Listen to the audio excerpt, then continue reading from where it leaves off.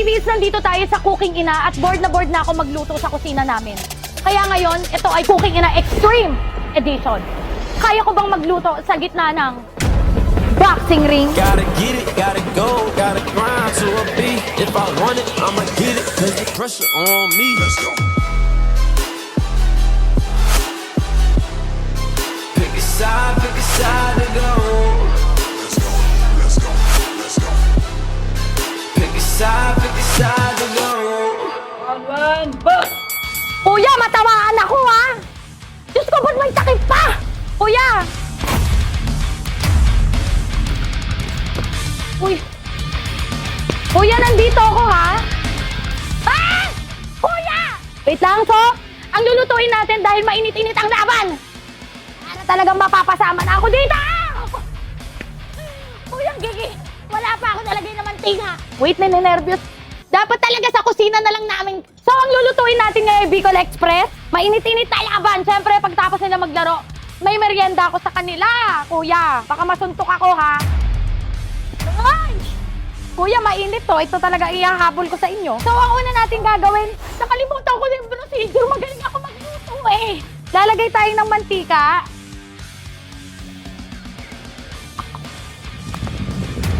Paglalagay ng mantika, maglalagay tayo ng sibuyas at saka bawang. O yung kalan ko, hindi pa na.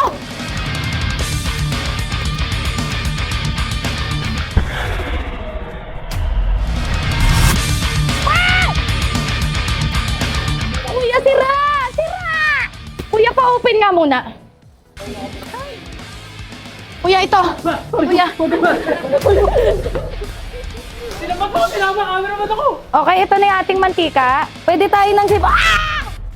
Yung lungs ko napunta doon. Sibuyas.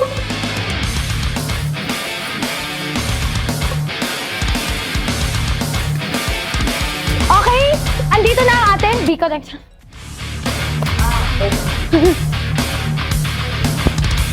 Ay. Pagkalagay ng sibuyas, bawang, ay ilalagay na natin ang ating sile para manuot na ang anghang. Kagaya ng anghang ng kanilang laban. Ayan yung ating sile. Kasi mas maganda kapag ang Bicol Express ay... Salamat, nakapag-break! Ang nilagay ko ay green na sili at red na sili para mas maanghang. Tapos, pag nagisa na natin, ilalagay na natin ang ating nyog. Buti na lang meron silang break time. Meron naman ako ditong hindi haggard na pagluluto. So, ilalagay... Mali pa! Sa sobrang kaba ko, hindi mo na to yung karne. Kuya naman ang bilis! Kuya! So, ilalagay na natin itong ating karne.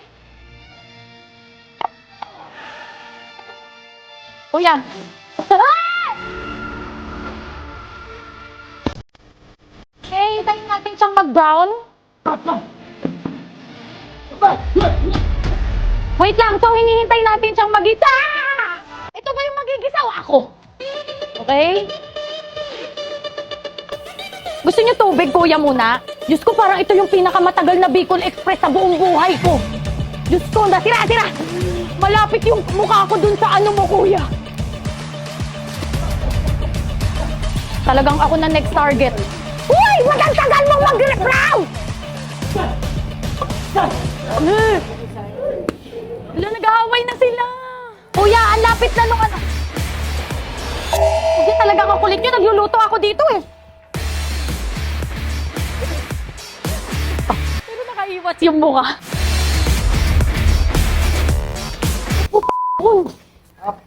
Alis na ako dito. Ay! Kuya! Kitang-kita ko yung slow mo nung ano. Ganun niya. Okay, after nito, ayan, medyo brown na kahit hindi pa. Ilalagay na natin ang ating nyog.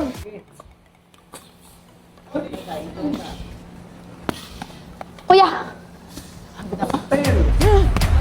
Ay! Okay, break!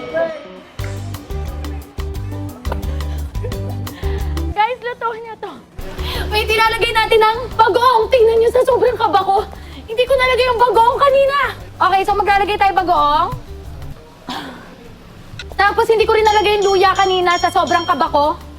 Maglalagay tayo ng luya. Kayo bang maluto to 30 seconds? Diyos ko, Panginoon, ano ba? Walang lasa. Lagyan na natin siya ng patis. Asan yung takip? Ibigay nyo na at magsusuntukan na. Ayan na, si Kuya. So ayan guys, kumukulo na. Ayan, kumukulo na siya. Siguro give na lang natin to ng mga 1 minute. Ay hindi, para mas mabilis, mga 5 seconds. Tapos luto na to.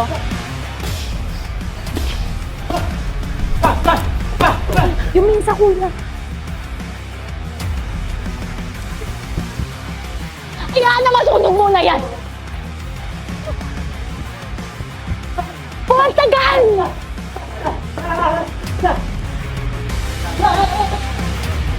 Tapos hihintayin na. Ay, ang lapit! Uy, asa ba exit? So mga bibis, tapos na ang ating Bicol Express! Kuya, ano ba sinasabi? Pag tapos na. Time! Galing! Ako hindi pinansin, parang nadunggol-dunggol, pero ang galing nyo kuya ha. Dahil dyan, sa ganda ng performance nyo, kakain na tayo ng Bicol Express. So kuya, ano pangalan nyo kuya? Nico Perez po. Nico and... Si Jake Kinakos. So kayo po talaga ay... Relax. Pro! Parehas kami may laban, December 14. Wow! Saan? Saan po ang yun? Sa Paranaque. Kayo po? Ganun din, sabay kami. December 14, good luck po sa inyo. And kaya pala sobrang galing ninyo. At saka onting kineme lang tumalsik talaga yung baga ko. Kaya siguro diretso ko ER after nito. Magpahinga po muna kayo. Tapos ipapatikim ko sa inyo ang niluto na may kasamang takot at nervyos. So hindi ko lang sure kung luto yung baboy kasi minadali ko to eh. At ayun nga, nakapahinga na sila pati ako dahil grabe ang nervyos ko. Akala ko chill lang na makakapagluto ako pero iba pala kapag naririnig mo silang nagsasapakan sa likod mo. Pero yun nga, tara na sir, ipapatikim ko na sa inyo ang naging resulta. Kasi tuwing nagluluto ako sa bahay, puno ng pagmamahal. Nasa pinaka-comfort zone ba ako nagluluto? Ngayon lang ako nagluto ng ulam na may halong takot. So, titingnan natin kung anong magiging resulta nito. Kayo ngayon ang magja-judge. Kapag pangit lasa, suntukin nyo ko. Charing! Joke lang. Sa totoo lang, hindi ko na alam kung tama pa ba yung proseso ng pagkaluto ko nito. So, i-judge na natin. Sige, ikaw muna, sir. Baka suntukin ako ng pangit na lasa!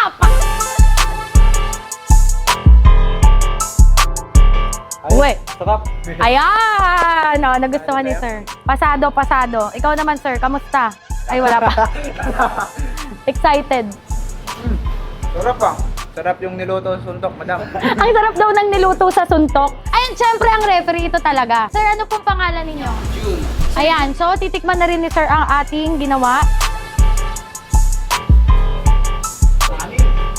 Ayos, sarap. Diba? Talagang ayaw na nila kasing umulit. Kaya tama nyo na to, baka mag part 2. So ayun na ang ating Cooking Ina Extreme Edition at nakapasa naman ang ating Bicol Express. Maraming salamat sa fist pump sa pagpapahiram ng kanilang boxing ring. Pinaunlakan ako magpunta dito at itry magluto. Ito ang unang-unang episode ng ating Cooking Ina. Inang yan.